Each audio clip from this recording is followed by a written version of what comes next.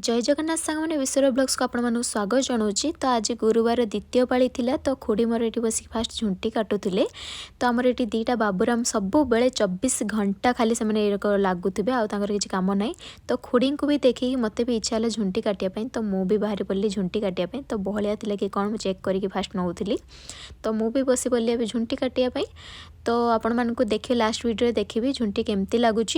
तो माणवसर द्वितीय गुरुवार यहाँ मु वीडियोटा करी। तो नेक्स्ट गुरुवार को आपण मानक निहाती नहीं आसबि। छोट बेले बहुत झुंटी काटी एबे बड़ होबारु बहुत ठक हो गली। आज बहुत इच्छा होता बोली झुंटी काटुली तथापि हाथ स्पीड हो पार ना धीरे धीरे काटुली। छोट बेले किसी मजा ही अलग थिला। आउ सेइतमे एबे हमर घर छुआ माने सेमती जिद्दी धरछन कि आमे काटे जेमती हम कुट्टू मामा। तो घरर अधा माने कंप्लीट हो जाइतिला झुंटी।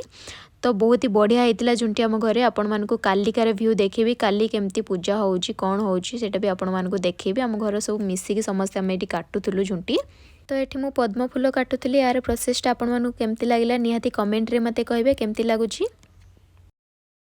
यहाँ व्हाइट मार्बल थिला बोली किसी जना पड़ू नाला किंतु सुखीगला पूरा जना पड़ो केमती होइची कि नहीं आपण मैंने निहाती कहबे। तो फास्ट टाइम मुझे लक्ष्मी पाद भी काटुली केमती होइची निहाती कमेंट रे कहबे।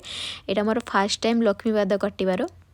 तो फाइनाली झुंटी कटा मोर ओभर होता। तो मम्मी कहते कि चाह बसापी। तो तापाई चाह भी बसई टी अधिका भी होता। तो मुझे भी चाह पी देती। तो एमती छोट छोट मिनी ब्लॉग निहाती लाइक शेयर सब्सक्राइब करने को भूलिनी। रही बाय।